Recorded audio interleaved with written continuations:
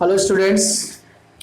अब देखिए एनसीईआरटी के चैप्टर 8 फिनिश होने के बाद अब मैंने आपसे पिछली क्लास में वादा किया था कि जो नेक्स्ट क्लास मेरी होगी उसमें प्राइवेट स्कूल के जो बुक्स होते हैं यानी प्राइवेट बुक्स होते हैं उनमें काफ़ी सारे इंपॉर्टेंट सम्स होते हैं, तो उस इंपॉर्टेंट सम्स को मैं लेके आऊँगा। और आज की क्लास में मैं उन्हीं इंपॉर्टेंट सम्स में से बहुत सारे सम्स को मैंने सेलेक्ट किया है।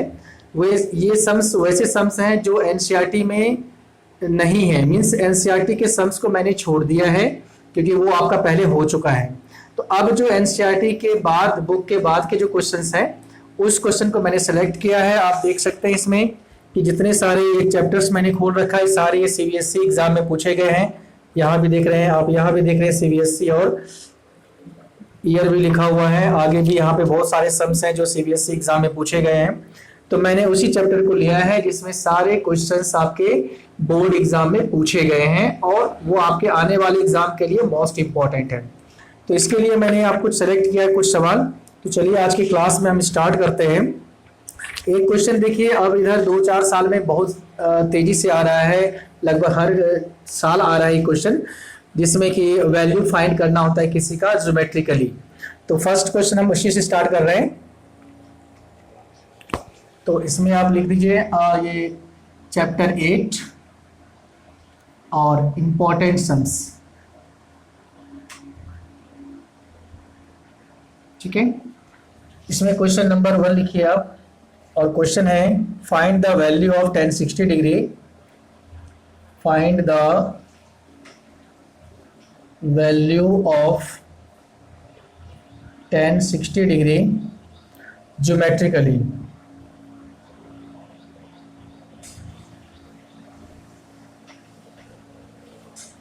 ठीक है, 1060 डिग्री की वैल्यू हमें ज्योमेट्रिकली फाइंड करना है। वैसे अगर हम देखें त्रिकोण में हमने देखा है, जब हमने आपको टेबल बनाने के लिए सिखाया था तो वहां पे आप देखिए 1060 डिग्री की वैल्यू क्या होती है, √3 होती है। तो यहाँ पे हमें ये दिखाना है, ज्योमेट्री के माध्यम से दिखाना है, ज्योमेट्री के तरीके से दिखाना है कि 1060 की वैल्यू √3 होती है। तो कैसे होती है, तो उसे दिखाना है हमें इस सवाल में। तो चलिए पहले 60 डिग्री की बात हो रही है यहाँ पे, तो ट्रायंगल कैसा होगा, इक्विलैटरल ट्रायंगल होगा। एक इक्विलैटरल ट्रायंगल आप ड्रॉ कर लीजिए।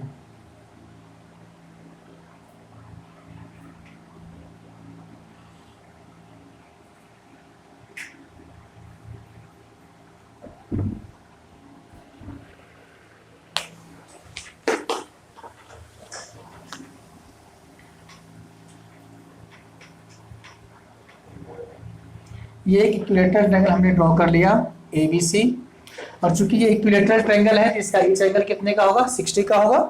तो एंगल भी हमने 60 का ले लिया, ठीक है। और यहाँ से एक परपेंडिकुलर आपको ड्रॉ करना है, परपेंडिकुलर आप ड्रॉ कर दीजिए सब में, ये नाम दे दीजिए इसका D। और ये जो इक्विलैटरल ट्रायंगल है ना, इसके जो साइड्स है इसका मेजरमेंट हम कुछ लेट कर लेते हैं। ये A हो गया, ये कंप्लीट BC भी आपका A हो जाएगा और AC भी आपका A हो गया, क्योंकि ये तीनों साइड्स इसके इक्वल होते हैं, ठीक है। यहाँ तक समझ में आ गया सभी को। अब देखिए इसमें क्या करेंगे, पहले लेट कर लीजिए, let ABC is an equilateral triangle with side A। हमने ये लेट कर लिया कि ABC एक इक्विलैटरल ट्रायंगल है जिसकी साइड A है, ठीक है। So angle A equal to angle B equal to angle C equal to 60 degree. इसके तीनों एंगल 60-60 क्या होंगे, इक्विलैटरल ट्रायंगल है तो 60 का हो गया। अब कंस्ट्रक्शन से आप यहां लिखिए, draw AD perpendicular on BC। AD BC के ऊपर परपेंडिकुलर आपको ड्रॉ करना है, जो हमने ड्रॉ किया है। अब देखिए एक सॉल्यूशन में देखिए आप, अब एक कंडीशन है कि जब इक्विलैटरल ट्रायंगल होती है तो वहां पे जो परपेंडिकुलर है वो बेस को बाइसेक्ट भी करता है। मींस इक्विलैटरल ट्रायंगल में जो परपेंडिकुलर है वो मीडियन का भी काम करता है, यानी वो बेस को बाइसेक्ट करती है। तो इस कंडीशन से जो हमारे पास BD आएगा और जो DC होगा वो इक्वल होगा, मीन्स वो हो जाएगा आपका A/2। A का हाफ, पूरी साइड A है तो उसका आधा हो जाएगा BD और DC। अब चलिए इन ट्रायंगल ABD, ABD में आप आ जाओ। ABD में ये जो ट्रायंगल है ABD, इसमें AB हो गया आपका हाइपोटेनस, BD हो गया आपका बेस। हमें फाइंड करना है परपेंडिकुलर AD। तो परपेंडिकुलर निकालने का पाइथागोरस थ्योरम से क्या हो जाएगा फॉर्मूला आपका, P square equal to H square minus B square. तो H आपके पास हाइपोटेनस है A का स्क्वायर, और B जो बेस है वो BD है, वो आपका A/2 आ चुका है, वो पुट कर लीजिए। सॉल्व करिए इसको, A square minus A square upon 4। अगर हम इसका एलसीएम लेते हैं 4, तो यहाँ हो जाएगा 4A square minus A square. ठीक है, आगे फिर यहाँ हो जाएगा P square equal to 3A square upon 4। अब अगर P की वैल्यू आप निकालते हो तो क्या हो जाएगा, square root on 3A square upon 4, इसकी वैल्यू हो जाएगी √3A अपॉन 2। ठीक है, तो परपेंडिकुलर की वैल्यू यहाँ पे आपका ये आ गया। अब देखिए tan B, अब tan थीटा क्या होती है, P अपॉन B। अगर हम इस ट्रायंगल में tan थीटा की बात करें तो क्या हो जाएगा, P अपॉन B। P हो गया आपका AD और B हो गया आपका BD। अब tan B एंगल हमारा 60 डिग्री गिवन है। AD अभी हमने फाइंड किया परपेंडिकुलर, √3/2, ये पुट कर दो, अपॉन BD हमारे पास A/2 पहले से गिवन है, BD इक्वल टू A/2, तो नीचे आ जाएगा A/2। अब ये 2 कैंसिल हो गया, ऊपर आ गया √3A अपॉन A भी कैंसिल हो गया, आंसर क्या आ गया, √3। तो tan 60 डिग्री की वैल्यू √3 मिल गई आपको। जो हमने आपको टेबल में बताया था वही चीज यहाँ पे ज्योमेट्री के अकॉर्डिंग हमने सॉल्व किया, तो tan 60 की वैल्यू आपको √3 मिल गई है। तो यही आपको फाइंड करना था। तो इस तरह के क्वेश्चंस अभी हाल के एग्जाम में जो 2-4-5 साल से जो एग्जाम हो रहे हैं सीबीएसई के, तो इस तरह के क्वेश्चंस सीबीएसई ज्यादा दे रही है, तो इस तरह से हम इसको फाइंड करेंगे। अब ये ध्यान रखना है कि यहाँ तो 60 डिग्री और 30 डिग्री हो तो हम इसका यूज कर लेंगे इक्विलेटरल का, बट अगर 45 डिग्री हो तो क्या करेंगे, 45 तो इक्विलेटरल ट्रायंगल से नहीं होगा, 30 हो जाएगा, क्योंकि यहाँ का जो ऊपर का एंगल है वो 30 बन रहा है, तो 30 का आप इस तरीके से कर सकते हैं। बट अगर 45 डिग्री का आपको फाइंड करना आ जाए तो वहां पे आप राइट ट्रायंगल बना लेना। राइट ट्रायंगल में एक 90 का होगा, बाकी दो एंगल इक्वल होंगे, तो 45 के हो जाएंगे। ठीक है, तो वहां पे राइट ट्रायंगल का यूज करना है 45 डिग्री में, और 30-60 डिग्री में आपको इक्विलेटरल ट्रायंगल का यूज करना है। ठीक है, इस तरह से आपका ये क्वेश्चन सॉल्व होगा। नेक्स्ट चलिए, अब इसके बाद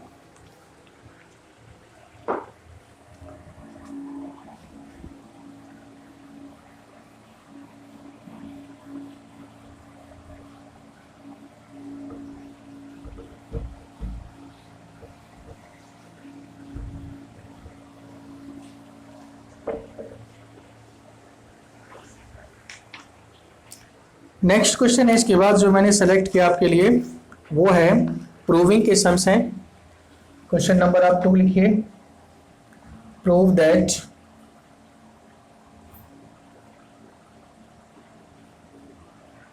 one upon sec theta minus tan theta minus 1 upon cos theta equal to 1 upon cos theta minus 1 upon sec theta plus tan theta. ठीक है, ये क्वेश्चन है, क्वेश्चन को फिर से एक बार मैच कर लेते हैं। 1 upon sec minus tan minus 1 upon cos equal to 1 upon cos minus 1 upon sec plus 1 upon plus tan। ठीक है, अब इन सवालों में देखिए करना क्या है हमें, पहले हम LHS को सॉल्व करेंगे। आप लिखिए LHS 1 upon sec theta minus tan theta minus 1 upon cos theta.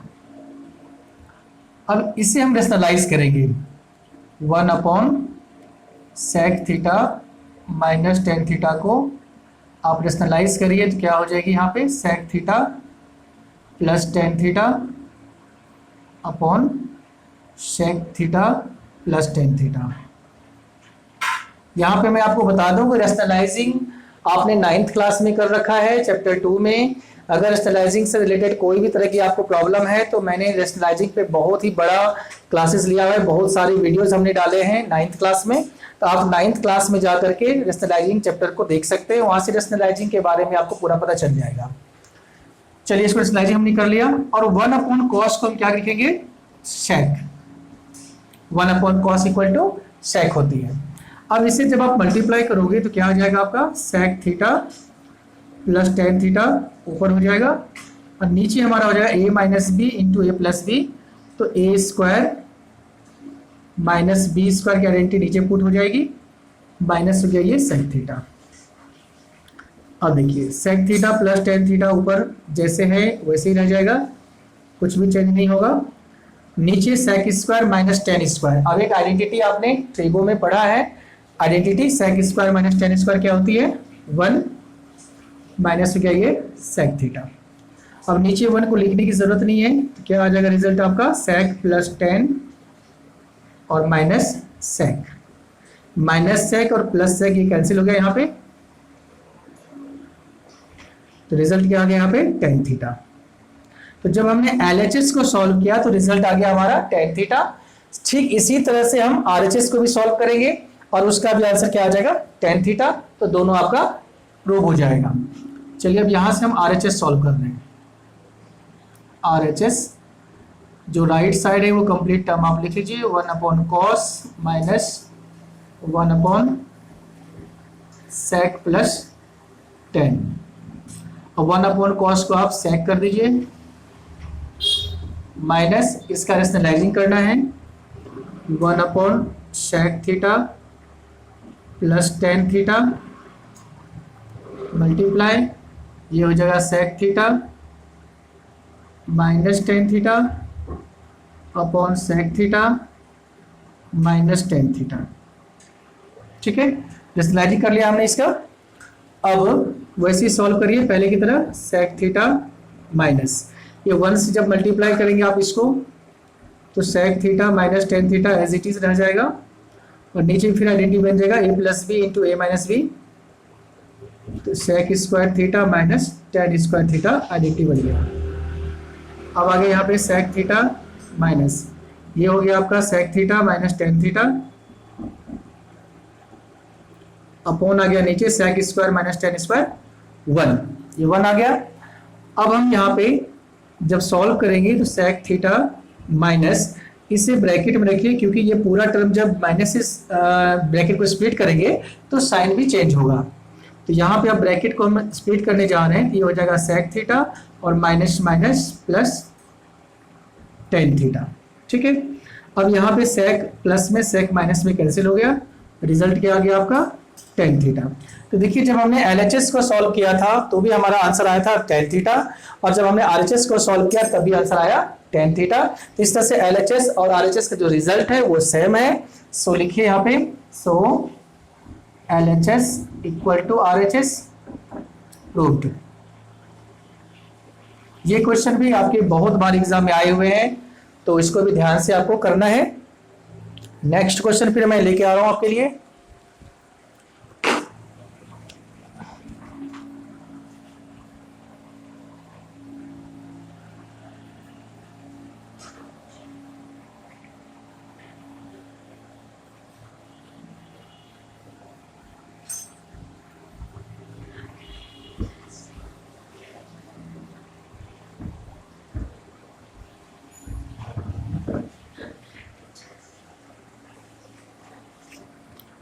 Next question देखिए इसके बाद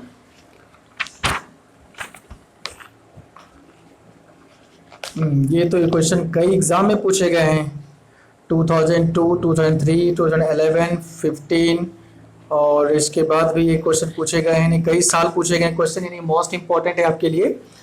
तो ये क्वेश्चन नंबर 3 लिखो।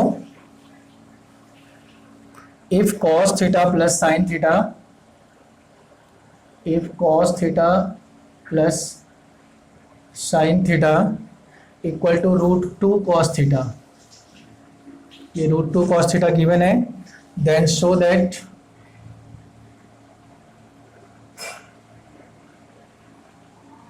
Show that cos theta minus sine theta equal to √2 sine theta.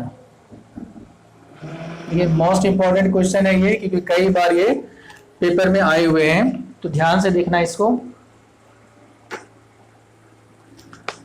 चलिए इसमें जो क्वेश्चन है उसको सॉल्व करेंगे। तो पहले जो गिवन है हम उस गिवन से स्टार्ट करेंगे और ये हमें प्रूव करना है। तो गिवन है इसमें cos theta plus sine theta equal to √2 cos theta. अब इसका स्क्वायरिंग बोथ साइड्स करिए, cos theta plus sine theta का स्क्वायर हो जाएगा होल स्क्वायर, और ये √2 कॉस थीटा का भी होल स्क्वायर हो जाएगा। ठीक है, अब यहाँ से हम a प्लस बी के होल स्क्वायर पे इसको एक्सपेंड करेंगे, तो ये आ जाएगा a square plus B square plus 2ab equal to, इसका स्क्वायर करोगे आप √2 का स्क्वायर हो जाएगा 2 और ये हो गया कॉस स्क्वायर थीटा। ठीक है, अब देखिए यहाँ पे sine square plus cos square क्या होती है, 1 होती है आइडेंटिटी में। तो sine square plus cos square को हमने 1 लिख दिया, plus 2 cos theta sine theta equal to 2 cos square theta. अब यहां से हम क्या करेंगे, 2 कॉस साइन की वैल्यू निकाल लेंगे। 2 cos theta into sine theta equal to क्या हो जाएगी, 2 कॉस स्क्वायर थीटा, और जो +1 है उसको उधर जाके -1 कर दीजिए। इससे आप यहीं पे छोड़ दीजिए इक्वेशन 1 करके, यानी 2 कॉस और साइन की वैल्यू हमने फाइंड कर लिया। अब यही वैल्यू हमें इसके सॉल्यूशन में काम आएगा। अब हमें जो सॉल्व करना है वो है cos theta minus sine theta equal to √2 sine theta, ये हमें प्रूव करके लाना है। तो हम इसी टर्म को लेके आगे बढ़ रहे हैं, cos theta minus sine theta को, cos theta minus sine theta का स्क्वायर, तो इसका a माइनस बी का होल स्क्वायर हो जाएगा a square plus B square minus 2ab। ठीक है, ये इक्वेशन बना लिया हमने, फॉर्मूला लिख लिया। अब यहाँ sign square plus cos square फिर आपका 1 हो जाएगा, minus 2 cos theta sine theta. अब देखिए 1 minus 2 cos theta into sign, sorry 2 cos theta sine theta, इस पूरे की वैल्यू हमने फाइंड किया है 2 कॉस स्क्वायर माइनस 1। तो हम 2 कॉस थीटा साइन थीटा की पूरी वैल्यू ये वाला यहाँ पे पुट करने वाले हैं, 2 कॉस स्क्वायर थीटा माइनस 1। यह रीजन दीजिए फ्रॉम फर्स्ट, कि फर्स्ट में हमने इसका डिस्कस कर लिया है कि 2 कॉस साइन की value 2 cos square theta minus 1 है, हमने उसको एज इट इज यहाँ पे पुट कर दिया। अब सॉल्व करिए आगे, 1 माइनस ब्रैकेट को स्प्लिट करोगे तो 2 cos square theta minus minus plus ये हो जाएगा। अब ये 1 प्लस 1 2 हो गया, माइनस 2 कॉस स्क्वायर थीटा। यहां से अगर हम 2 कॉमन करते हैं तो क्या बचेगा, 1 माइनस कॉस स्क्वायर थीटा। ठीक है, इसके बाद हम आगे स्टेप्स इधर करा रहे हैं आपको। हमारे पास किसकी वैल्यू आ रही है अभी तक, कॉस माइनस साइन के होल स्क्वायर की वैल्यू ये आ रही है। अब इसे हम यहां लिख रहे हैं cos theta minus sine theta, cos theta minus sine theta equal to, ये होल स्क्वायर है भी, होल स्क्वायर इक्वल टू, और यहां पे आपका आ गया 2। अब 1 माइनस कॉस स्क्वायर को क्या लिखेंगे हम, साइन स्क्वायर, क्योंकि sign square plus cos square 1 होता है आइडेंटिटी के अकॉर्डिंग। तो 1 माइनस कॉस स्क्वायर हो जाती है साइन स्क्वायर, ये हो गया 2 साइन स्क्वायर थीटा। अब देखिए अगर ये स्क्वायर को हमने उधर भेज दिया, चूंकि हमें जो प्रूव करना है वो होल स्क्वायर प्रूव नहीं करना है, हमें सिर्फ कॉस माइनस साइन चाहिए। तो कॉस माइनस साइन हम रख लेंगे, पावर 2 जो है स्क्वायर होल स्क्वायर उसको हम उधर भेज देंगे तो रूट हो जाएगा ये। अब क्या हो जाएगी, cos theta minus sine theta equal to, square के बदले इधर रूट आता है, रूट में आ गया 2 साइन स्क्वायर थीटा। तो √2 की वैल्यू तो √2 ही रह जाएगी, चेंज नहीं होगी। साइन स्क्वायर थीटा का रूट साइन थीटा हो जाएगा। तो √2 साइन थीटा हमें प्रूव हो गया, यही हमें प्रूव करना था और ये प्रूव हो गया। ठीक है, तो इस तरह से ऐसे सवाल को हम सॉल्व करेंगे। और ये ध्यान रखिए, ये क्वेश्चन बहुत इंपॉर्टेंट है, मैंने आपको बताया कई साल आ चुका है पेपर में, आने वाले एग्जाम के लिए भी इंपॉर्टेंट है। तो ध्यान से इन क्वेश्चंस को करने हैं। ठीक है, कहीं कोई डाउट हो तो आपके पास कमेंट बॉक्स है, वहां जाकर के आप पूछ सकते हैं। और इन सवालों को आप अच्छे से करिए, ज्यादा से ज्यादा फ्रेंड्स के बीच में इसको शेयर करिए। और अगर अभी तक चैनल को सब्सक्राइब नहीं किया है तो सब्सक्राइब जरूर करिए, क्योंकि इस चैनल पे आपको कंप्लीट मैथ्स की सिलेबस जाएगी, इंपॉर्टेंट सब्जेक्ट जाएंगे, ताकि आपको पेपर में अच्छे से अच्छे मार्क्स मिल सके। Thank you students.